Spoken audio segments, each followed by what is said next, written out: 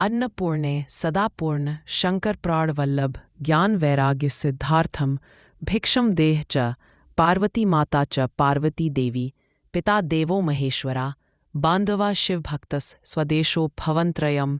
जया माँ अन्नपूर्णे। हर हर महादेव। प्रिय श्रोताओं, आज सुनिए माँ अन्नपूर्णा की संपूर्ण कथा।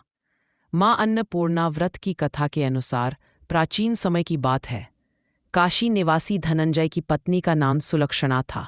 उसे अन्य सभी सुख प्राप्त थे, केवल निर्धनता ही उनके दुख का एकमात्र कारण थी और यही दुख उसे हर समय सताता था। एक दिन सुलक्षणा अपने पति से बोली, स्वामी आप कुछ उद्यम करो तो काम चले। इस प्रकार कब तक काम चलेगा? सुलक्षणा की यह बात धनंजय के मन में बैठ गई और वह उसी दिन विश्वनाथ शंकर जी को प्रसन्न करने के लिए बैठ गया और कहने लगा, हे देवाधिदेव विश्वेश्वर, मुझे पूजा पाठ कुछ भी करना नहीं आता। मैं तो केवल आपके ही भरोसे बैठा हूँ। इतनी विनती करके वह 2-3 दिन तक लगातार भूखा प्यासा बैठा रहा। यह देखकर भगवान शंकर ने उसके कान में अन्नपूर्णा अन्नपूर्णा अन्नपूर्णा इस प्रकार 3 बार कहा। यह कौन क्या कह गया? बस इसी सोच में धनंजय पड़ गया कि मंदिर से आते ब्राह्मण को देखकर वह पूछने लगा, पंडित जी अन्नपूर्णा कौन है? अब ब्राह्मण ने कहा, अरे धनंजय, तू तो अन्न छोड़कर बैठा है, इसलिए तुझे हर समय अन्न की ही बात सूझती है। जा घर जाकर अन्न ग्रहण कर। धनंजय अपने घर गया, जाकर पत्नी से सारी बात कही। तब वह बोली, नाथ चिंता मत करो, स्वयं शंकर जी ने यह मंत्र दिया है और वे स्वयं ही खुलासा भी करेंगे। आप फिर से जाकर उनकी आराधना करो। पत्नी के कहे अनुसार धनंजय फिर पहले दिन की तरह ही जाकर पूजा में बैठ गया। रात्रि में भगवान शंकर जी ने आज्ञा दी, कहा तू पूर्व दिशा में चला जा। अब धनंजय अन्नपूर्णा का नाम जपता जाता और रास्ते में फल खाता। इस प्रकार कितने ही दिनों तक लगातार वह चलता रहा। वहां उसे चांदी से चमकते वन की शोभा देखने मिली, सुंदर सरोवर देखने मिला। उसके किनारे कितनी ही अप्सराएं झुंड बनाए बैठी थीं। एक अप्सरा कथा कहती थी और सब माँ अन्नपूर्णा इस प्रकार बार बार कहती थी। यह अज्ञान मास की उजियारी रात्रि थी और आज से ही व्रत का आरंभ था। जिस शब्द की खोज करने वह निकला था, वहां उसे वही शब्द सुनने को मिला। धनंजय ने तब उनके पास जाकर धीरे से पूछा, हे देवियों, आप यह सब क्या कर रहे हैं? रही हो? तब उन सब ने कहा, हम सब माँ अन्नपूर्णा का व्रत कर रहे हैं। व्रत करने से क्या होता है और क्या यह व्रत किसी ने किया भी है? इसे कब किया जाए, कैसे किया जाए और इसकी कैसी विधि है, मुझसे भी कहो। धनंजय के कहने पर वे अप्सराएं कहने लगी, इस व्रत को कोई भी कर सकता है। 21 दिन व्रत करने के लिए 21 गांठ वाला सूत लेना। 21 दिन यदि न कर पाए तो 1 दिन का ही उपवास करें और यह भी ना करें तो केवल कथा सुनकर ही प्रसाद ले लें। निराहार रहकर कथा कहें। कथा सुनने वाला कोई न मिले तो पीपल के पत्तों को रखकर सुपारी या घृत कुमार यानी ग्वारपाठ को वृक्ष के सामने रखकर दीपक को साक्षी बनाकर सूर्य, गाय, तुलसी या महादेव को बिना कथाएं सुनाए मुख में अन्न मत डालना। यदि भूल से कुछ पड़ जाए तो 1 दिवस फिर उपवास करें। व्रत के दिन क्रोध ना करे और झूठ ना बोले। अप्सराओं के द्वारा विधि बताने पर धनंजय बोला, फिर बताइए इस व्रत के करने से क्या होगा? तब वे कहने लगी, इसके करने से अंधे को नेत्र मिल जाता है, लूलों को हाथ मिल जाता है, निर्धन के घर धन के भंडार भर जाते हैं, बांझन को संतान मिलती है, मूर्ख को विद्या मिलती है और जो जिस कामना से व्रत को करता है माँ उसकी वह कामना पूर्ण करती है। धनंजय कहने लगा, बहनों, मेरे घर में भी धन नहीं है, विद्या नहीं है, कुछ भी तो नहीं है मेरे पास। मैं तो दुखिया ब्राह्मण हूँ। मुझे इस व्रत का सूत दोगी क्या? हाँ भाई, तेरा कल्याण हो, हम तुझे सूत देंगी। ले इस व्रत का मंगल सूत ले ले। तब धनंजय ने उन अप्सराओं से सूत लेकर व्रत को किया।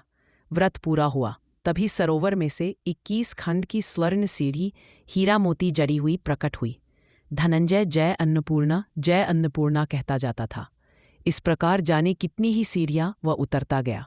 तब अंदर जाकर उसने क्या देखा कि करोड़ों सूर्यों से प्रकाशमान माँ अन्नपूर्णा का मंदिर है।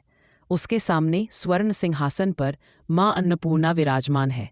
सामने भिक्षा हेतु शंकर भगवान खड़े हैं। देवांगनाएं चंवर डुला रही हैं।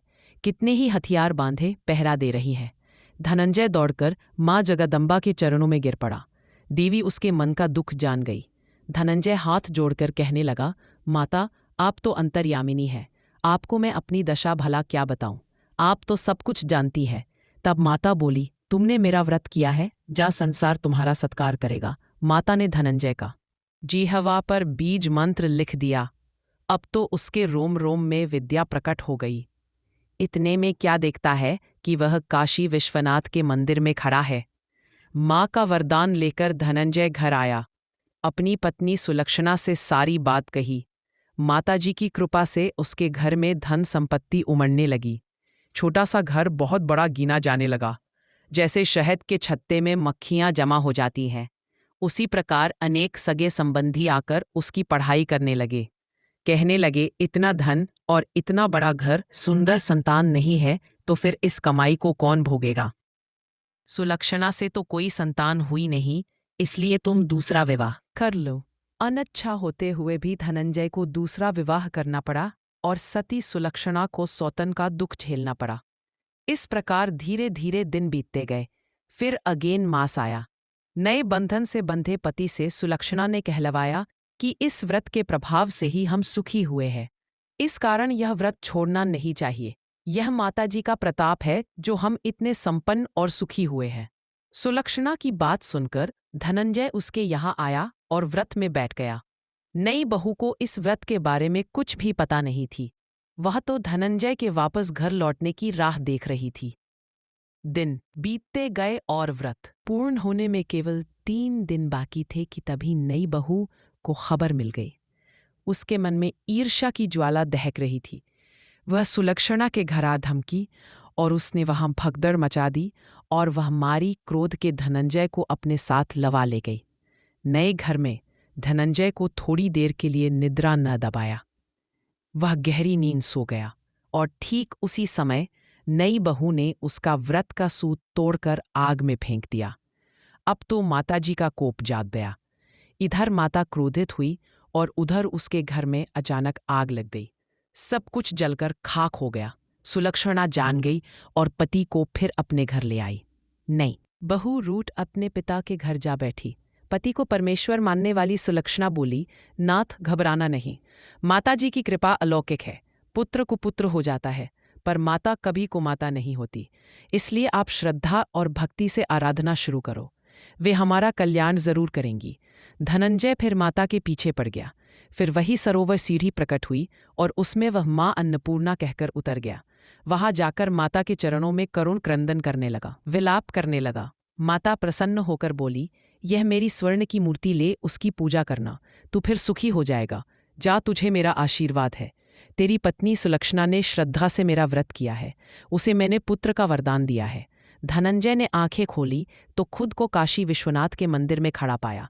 वहां से फिर उसी प्रकार वह घर को आया। इधर सुलक्षणा गर्भवती हुई और 9 महीने पूरे होते ही उसके यहाँ पुत्र का जन्म हुआ। गांव में आश्चर्य की लहर दौड़ पड़ी। अब तो गांव में जिसकी कोई भी कामना होती वही मनौती मांगने लगता और इस तरह सभी लोगों की मनोकामनाएं पूर्ण होने लगी।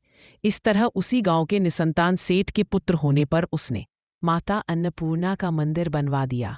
उसमें माताजी धूमधाम से पधारी। यज्ञ हुआ और धनंजय को मंदिर के आचार्य का पद दे दिया गया। जीविका के लिए मंदिर की दक्षिणा और रहने के लिए बड़ा सुंदर सा भवन भी दिया गया। धनंजय पत्नी और पुत्र सहित वहां सुख से रहने लगा। माताजी के चढ़ावे में भरपूर आमदनी होने लगी। उधर नई बहू के पिता के घर डाका पड़ गया। सब कुछ लुट गया और वे भीख मांगकर अपना पेट भरने लगे। सुलक्षणा ने जब यह सुना तो उन्हें बुलावा भेजा और उनके आने पर उन्हें अलग घर में रख लिया और उनके अन्न वस्त्र का प्रबंध भी कर दिया। धनंजय, सुलक्षणा और उसका पुत्र माताजी की कृपा से आनंद से रहने लगे।